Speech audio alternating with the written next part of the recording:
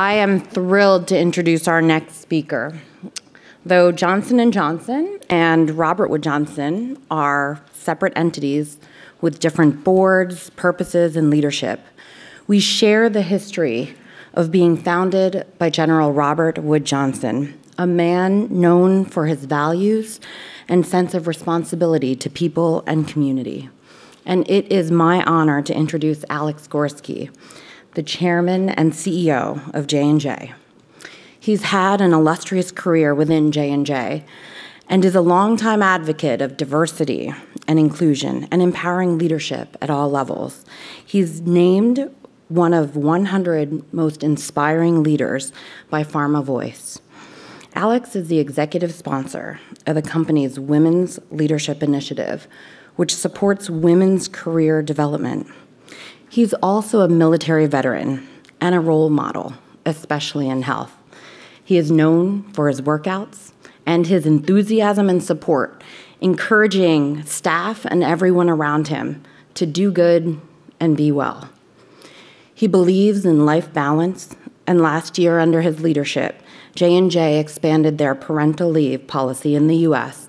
to 17 weeks paid for all new parents. And this year, in 2018,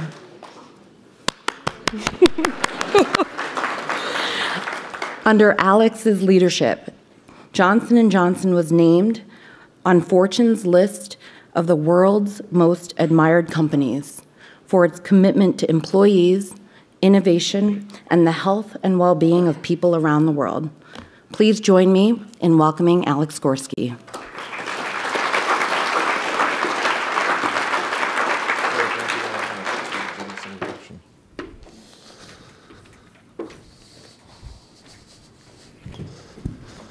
So we have a fireside chat here, and we're going to jump right into it.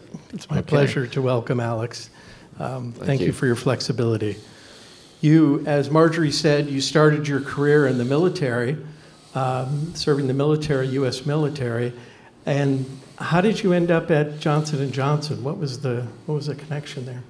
Well, Mark, thank you very much. And just let me say it's a real pleasure to be here this afternoon. And I was in the back ante room listening to David Abney earlier, and we've got, of course, a great partnership with David. And we were fortunate enough to get Scott Davis, his predecessor, who now serves as the head of our audit committee, and he's a wonderful member of the J&J board. And I'm on the IBM board with his predecessor, Mike. And he's a wonderful leader. And I was really happy that I didn't have to follow the people who are going behind me, Omar Ishrak and Ken Frazier, because that would have made my job that much more challenging this afternoon. But it's great to be able to talk about our industry and what we do with two great leaders like them.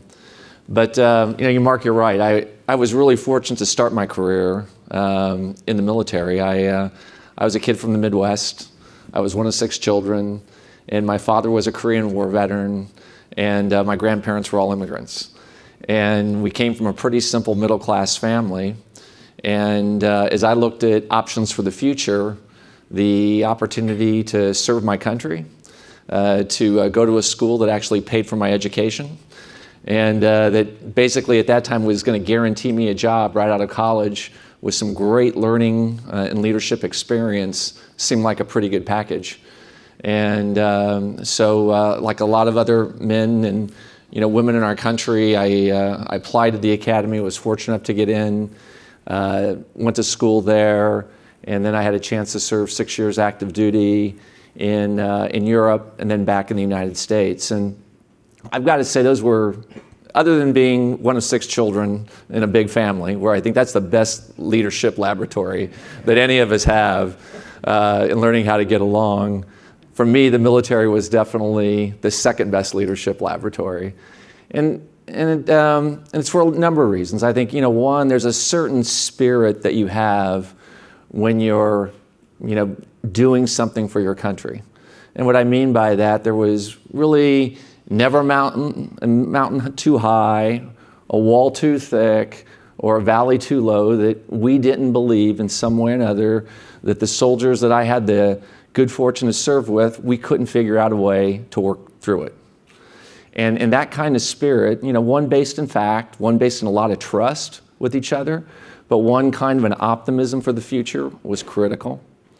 I think the other for me in the military was diversity. You know, when I joined, I didn't get to pick who my roommates were.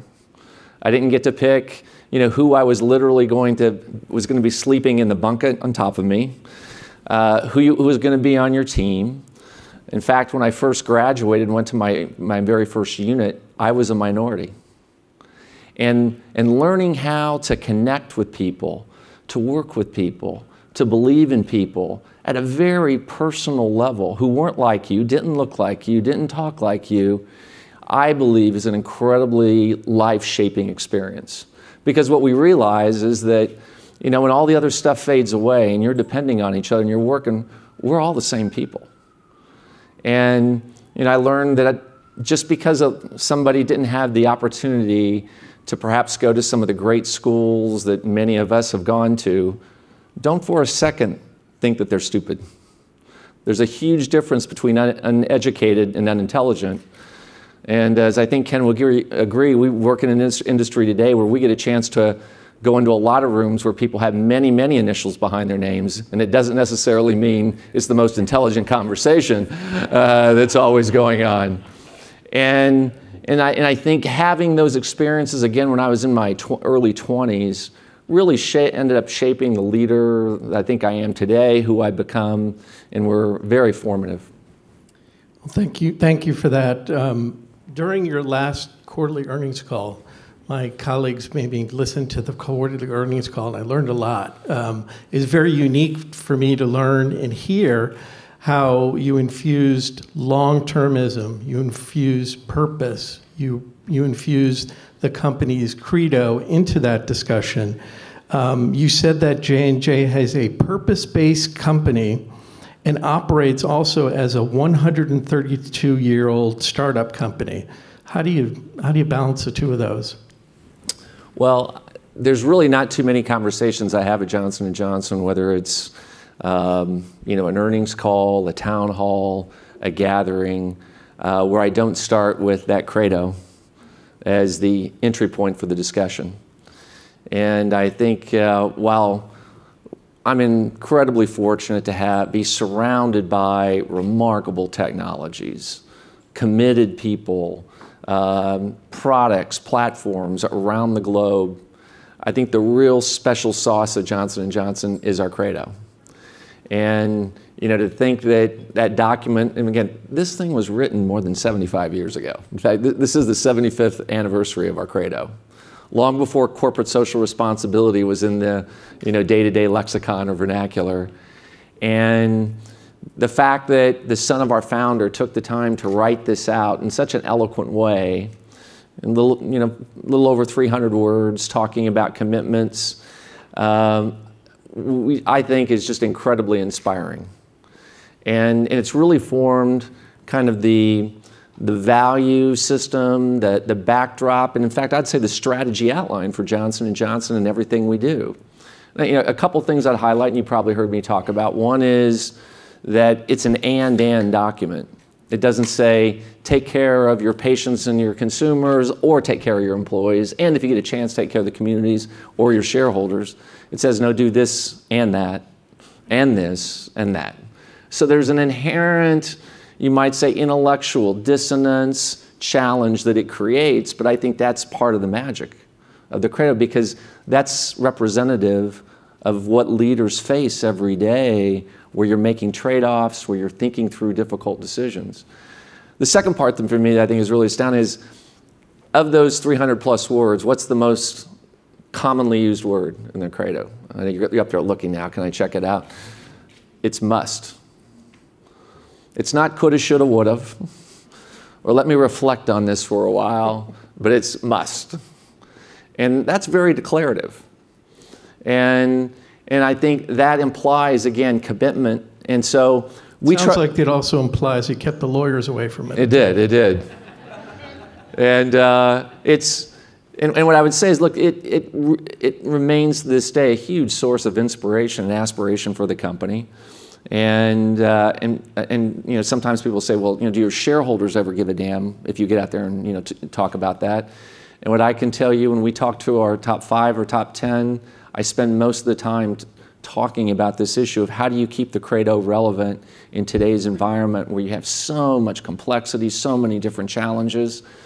And so, yes, we think it's very important, and particularly for an industry like healthcare, where so often you're dealing with decisions that fundamentally touch people's lives.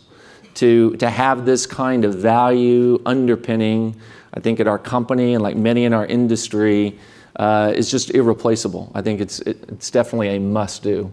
Yeah, and several comments refer back to this values as well as value. So how do you foster a culture at the company that promotes both ethical conduct and personal responsibility?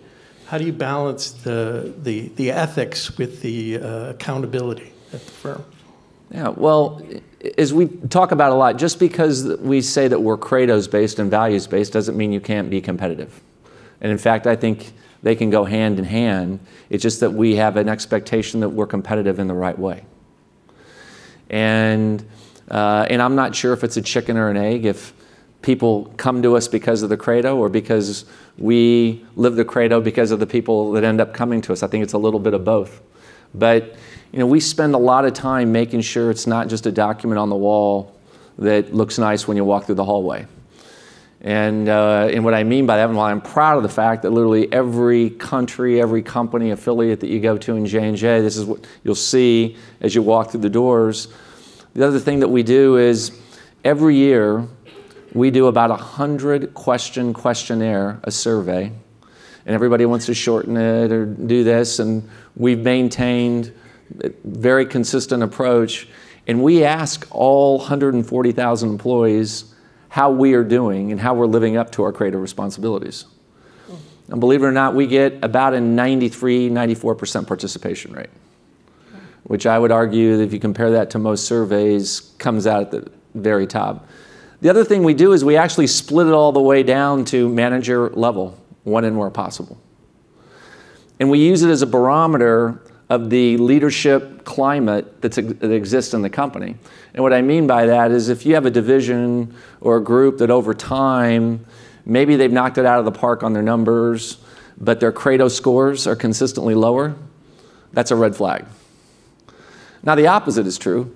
If their credo scores are real high, but their business is not doing well over a protracted period of time, that's something that has to be addressed. And you have to put it in perspective, of course. If you're asking somebody to go in for a very difficult turnaround situation, it might be a little turbulent for a little while. But over time, we find a very tight correlation between credo scores and company performance. And we use those credo scores also as we go through our succession planning process. And we want to know what leaders have created that kind of environment over time. And the other really telling aspect is it's not only for the couple of years where you might be in the role, but what's happened 3 to 5 years after you've left the role. And so those are some ways that we try to bring it to life to make sure that we're living it and representing. And then of course, just the way I started, literally every time we'll do credo sessions with our senior leadership team where we'll get together in a room just about this size, same kind of tables. We'll go through it line by line and say, what is the credo? What does that mean to you? When it says, fair and just, safe working environment.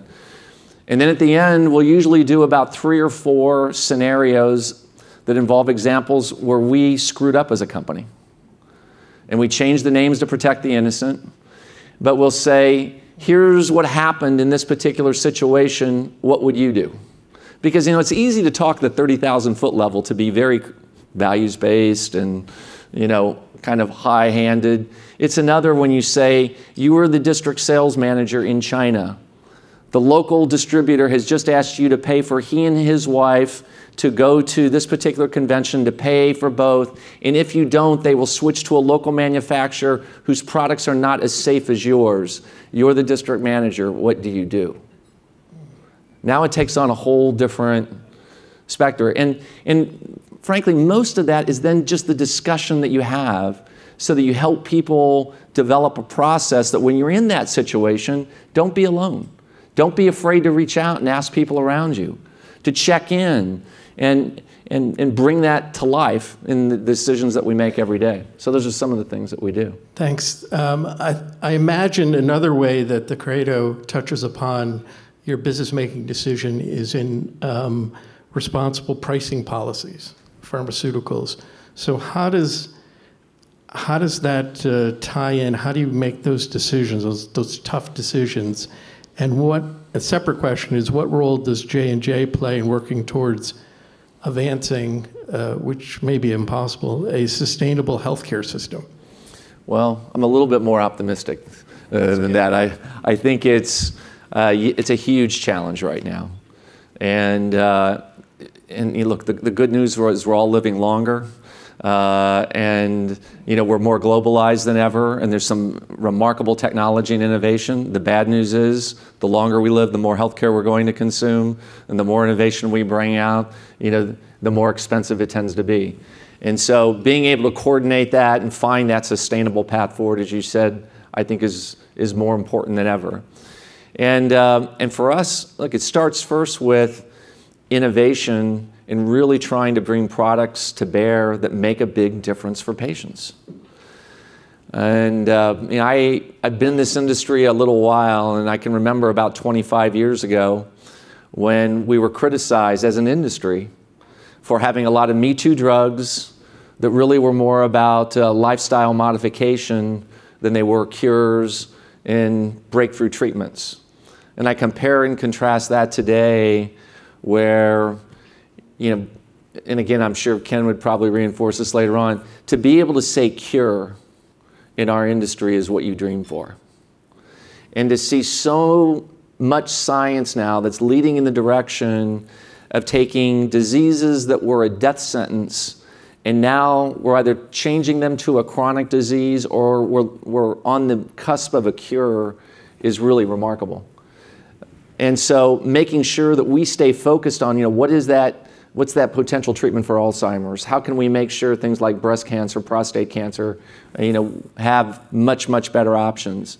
Then, of course, make sure that we're demonstrating the true utility, the full efficacy and side effect profile of the compound through a robust clinical trial system. So it's not just enough to get approved, but it's actually enough to demonstrate its value, its broader application, its broader utility.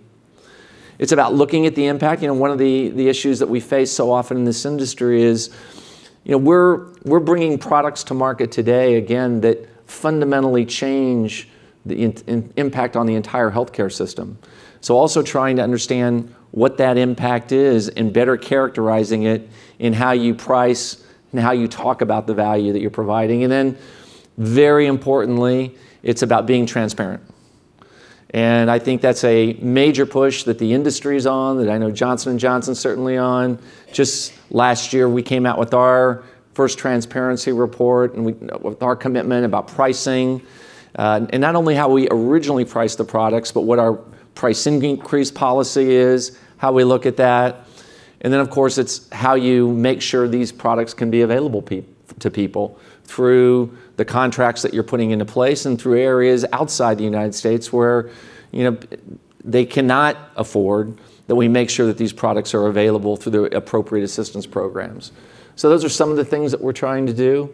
But I think there's still a lot more that not only companies like J&J, but the industry will need to do, particularly as we see these very significant advancements in technology and innovation that I think are going to only explode more over the next 5 or 10 years.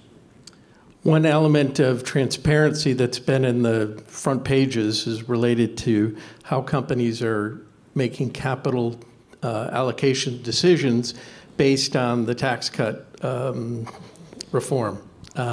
How does J&J go about making its capital allocation plans, and what are the priorities, and how do you describe that would you describe that to the investors in the room? Sure. Well, I think after our credo and our people, by far the most important thing you do is think about how do you invest capital over the long term. And, as mentioned earlier, given that we've been in place for over 132 years, given that some of the compounds that we're working on today may not be on the market for another 10 or 15 years. And it's literally impossible to do the job right in our industry if you're not looking out on a long-term horizon.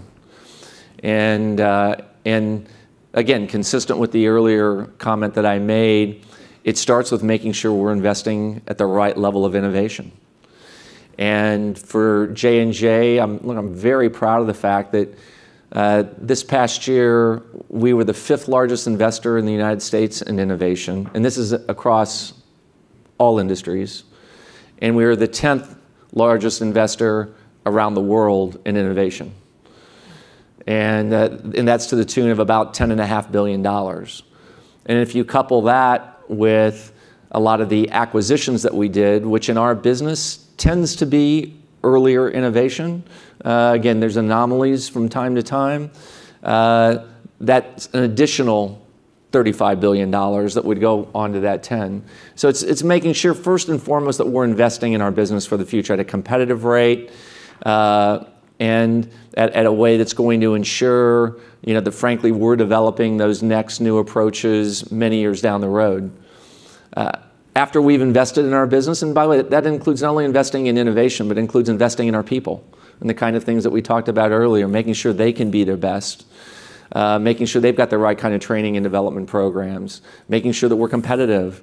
Then what we do is we prioritize a dividend to our shareholders. And we realize that the majority of our shareholders are long-term shareholders. They're pensioners, they're governments, they're charities, they're other people around the world that are depending on us. And we benchmark that so that it's done on a sustainable basis. And it doesn't exceed our ability to do that, again, over a long period of time. After the dividends, we then look for what are the other ways that we can create value, such as M&A that I mentioned earlier. And we're disciplined there.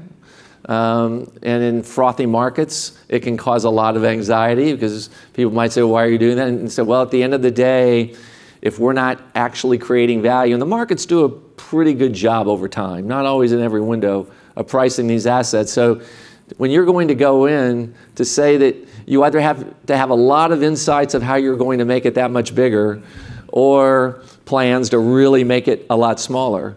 And they all have their puts and takes. But to do that effectively, especially if you use a DCF analysis over time, but it's important, I think, to have that discipline.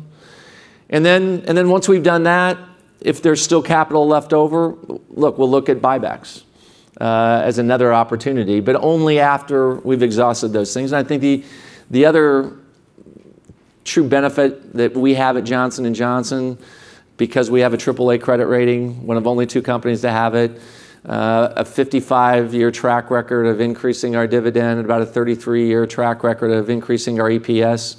As my CFO will frequently say, don't break that chain. We will do a buyback, but we can do several of these things at the same time. One doesn't necessarily exclude the other. And so that's the way that we try to look at it. Thank you. We have time for a couple more questions that I'll ask, and then we'll open it up to the floor. So let's pivot to talk about the role of the board. What is the role of J&J board in setting corporate strategy? And how does the composition of the board today and in the future kind of impact that? I'm blessed to have a fantastic board to help guide the strategy and to ultimately look after the interests of the shareholders. And I think it really starts with the people that you select for your board. And at Johnson & Johnson, my predecessors, who I was very fortunate to follow, I think were wise in that of the approximately 12 chairs that we have on our board, about 25 to 30% we reserve for scientists. And because science and innovation is just so inherently important to our future, we feel having people on the board who don't necessarily come from the business community, but really understand and can help guide that science, always have a voice.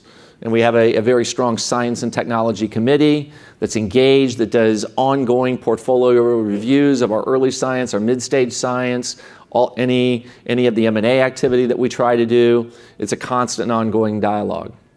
Next, it's about making sure that you got the skills among your business people that look, are they reflective of the environment that you're operating in? So if you look at our environment, what about government? What about customers? What about technology?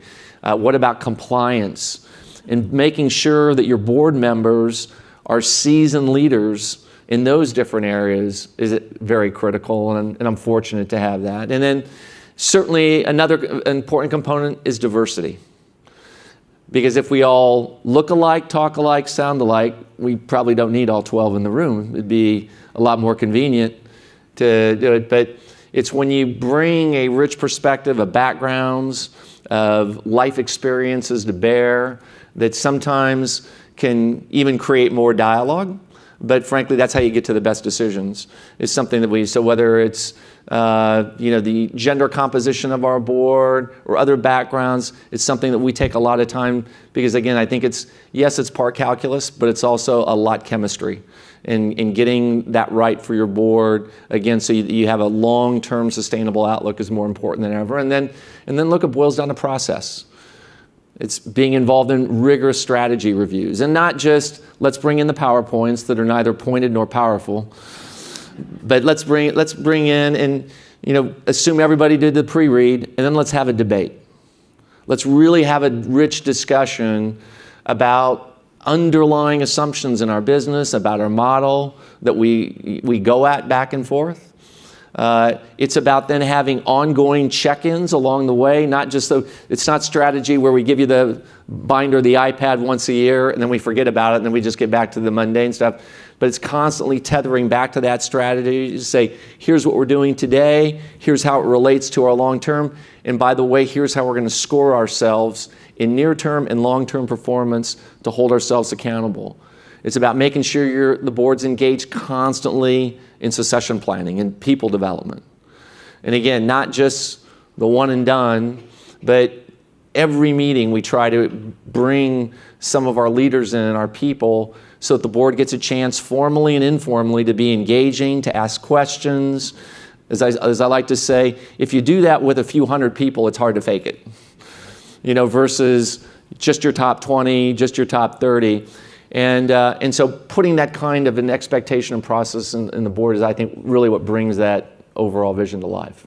So lots what I'm hearing about today, which is fascinating, is as I've looked at kind of how do you measure corporate culture for the last 25 years, this is providing insight into how you measure really corporate culture, how you understand it, how you tell if it's impactful or not. And we're lucky to have Marjorie, kind of introduced earlier, from the Robert Wood Johnson Foundation, talk about a culture of health in the community, a culture of health in the company. How does Johnson & Johnson kind of look at the culture of health in terms of kind of driving business value? Yeah, well, it's something that we are really passionate about. I mean, we don't only want to be the largest, most diverse healthcare company in the world. We want to be the healthiest healthcare company in the world. Because frankly, how can we get up and talk about our mission if we're not living that each and every day? And one of my predecessors, Jim Burke, back in the 70s, had the foresight at that time to say, you know what, we need to do a better job of helping our employees be healthy. And he started a Live for Life program that involved pretty basic things at that time, such as, if you worked out a couple times a week, you could get extra points, and you'd get a nice T-shirt or something like that. Through the years, it evolved to how could we get people more engaged in some of their healthcare choices. Or now, look, I'm very proud. We've got employees around the world who are engaged in this health. So 95% of our employees know their numbers. Because if you know your health, what I mean by know your numbers, do you know your heart rate? Do you know your blood pressure? Do you know your lipid count? Do you know all your basic vitals? We have over 95% of our employees know that. We've created the Human Performance Institute, a company that we bought many years ago, that talks about how can you look at areas like diet, like energy, like exercise, like sleep. And what's the right combination for you as a person? Because it's not a cookie cutter approach where we expect everyone to eat like this or be a triathlete or do this, but how can you take these different principles and incorporate them into your unique lifestyle to help you be better? Because when you're more energized, when you've taken care of yourself, you're going to be a better leader, you're going to be more engaged. And what it shows us is that we look at leaders, and by the way, we've already had about 50,000 of our 140,000 employees go through, and we'll have everybody go through by 2020. We see engagement scores go up.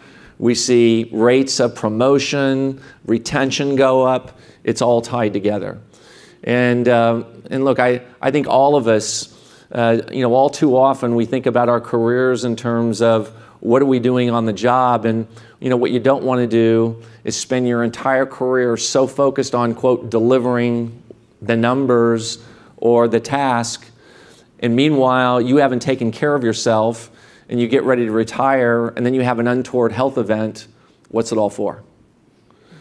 And making sure that through programs like that, for a young mother or young father to have time off with their newborn, and that, and frankly, even the way our facilities are designed, that it's all supportive of this culture of health. We're absolutely certain that not only is it the right thing to do, but it's going to be better for them as leaders and employees going forward, and ultimately better for Johnson & Johnson. Excellent. So we have some time for questions. Any questions? I have plenty. I can continue. This conversation I can continue for a long time. I do have one before we turn it to the crowd. Switching gears to politics a little bit, which I know we're not supposed to do here, but I'm going to break the rules. So see what happens when you don't ask questions. So we'll go there. Would you agree that we live in a new era of socially responsible capitalism? Yes. Just kidding. Absolutely. Look, it comes with the territory today. And, there's not a day where you're literally not inundated with not only a business, but a social, a political, or other issue. And we've got a lot of stakeholders. We've got a lot of constituencies. And I think today in a corporation, in the leadership, not only the role of the CEO, but literally any of the senior leadership team on the board, making sure that you engage in the right way, and are having a discussion, a conversation with those stakeholders, again, internal and external, is more important than ever. Excellent. There's a question here in the front. Doug. I'll go Doug, and then I'll. Does anyone have a mic that we can pass around? Otherwise, I can try and talk loudly. No, that's okay. We need a. This is being live streamed for their Wall Street webcasting, so there's probably over 2,000 folks that will be listening to this remotely. So, hello. No pressure. Thank you, Mark. I've come a long way. I've come from Australia last night, so I'm really delighted to be here. My question goes back to Mark's question before about the culture of health. And firstly, I'd like to commend you on the work that you're doing around that. I think it's absolutely the new wave that will go through a lot of companies and drive value. Just a quick question around that. Of those metrics that you sort of described around retention and performance and talent, what do you think's had the biggest impact in the value to your company around those culture of health work that you've been doing? It's really difficult to discern and kind of put your finger on one issue, but I think more than anything, it leads to our overall engagement. And particularly with the millennial generation, who definitely want to be part of something bigger than themselves. Not to say that some of us who are boomers didn't want to be something bigger than ourselves, but it's a bit of a different perspective. The other thing, interestingly enough, that we found, particularly with millennials, is they want to be engaged with others in their pursuit of giving back or being healthy. So 2 years ago, for the first time, we instituted this really cool application. And it was a bit of a contest where we traced one of the original round-the-world trips that General Robert Wood Johnson made early on when they were looking at how to globalize J&J, but we turned it into a step contest. And we did it by group and by team. And the millennial engagement level, when we turned it into that kind of a healthy competition with the young, it was remarkable. And so, again, what we find is that it's not just one flavor that, connects with everybody. It's making sure that you have a lot of different tools. For some people, it's about me as an individual, and I want to have it done as privately as possible.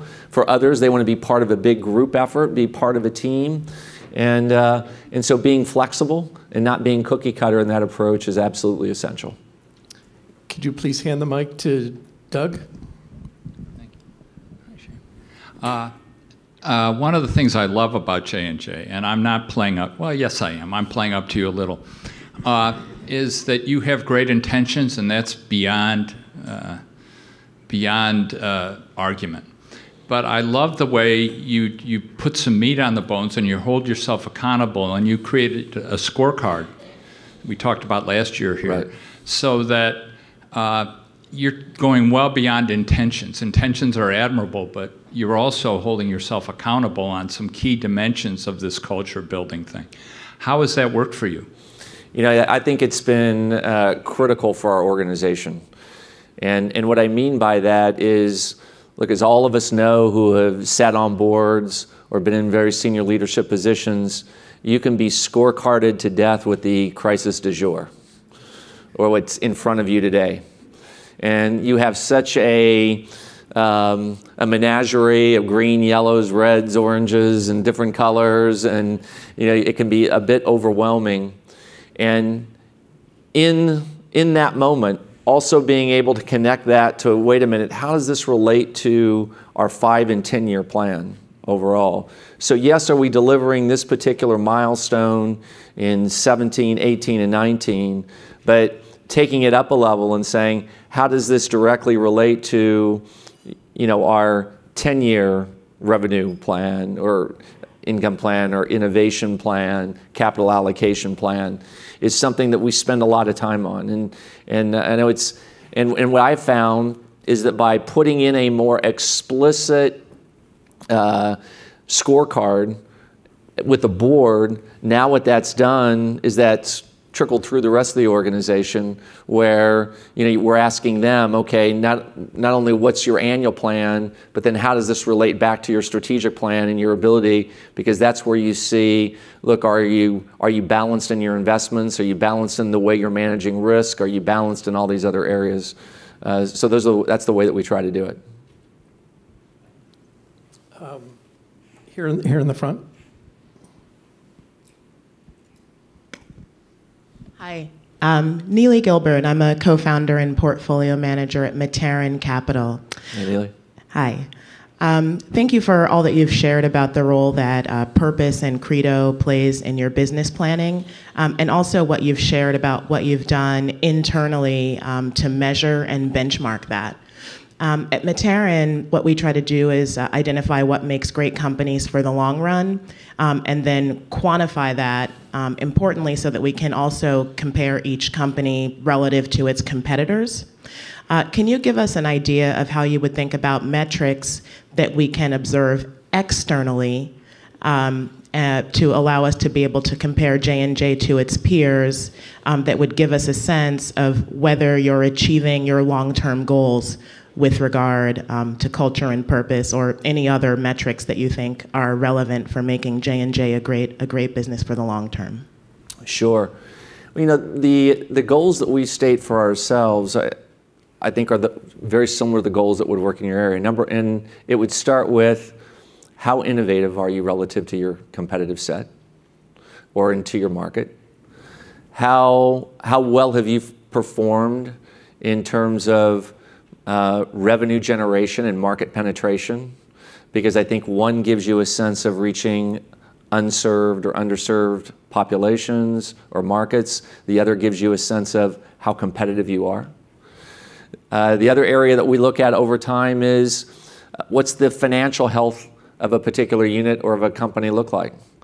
And we benchmark that religiously to make sure that not only are you focused on growing your top, but also that you're taking a very disciplined and decisive approach through the way that you're managing the business. So what that would mean, over time, you should be having a focus on effectiveness and efficiency.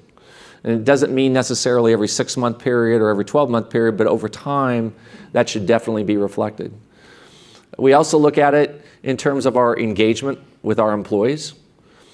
And we also use a range of external benchmarks as well regarding how you are regarded as a company. Now, I think this one you have to be careful because you can chase every list that shows up about the most this or the most that. And I think you have to be thoughtful. But over time, you can pick up on those measures. And again, those are the things that we look at across our business and that we ultimately report down to our board and hold ourselves accountable for. With that, I wish we had more time. We need to stay on schedule. My one rule, you start on time, you end on time. We'll want to keep to that credo.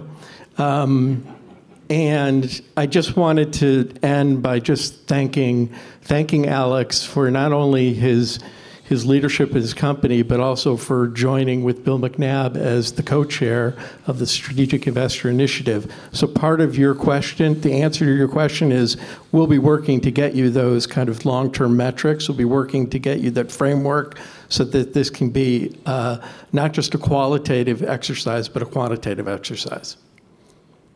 Thank you very much, everybody. Thank you, Mark.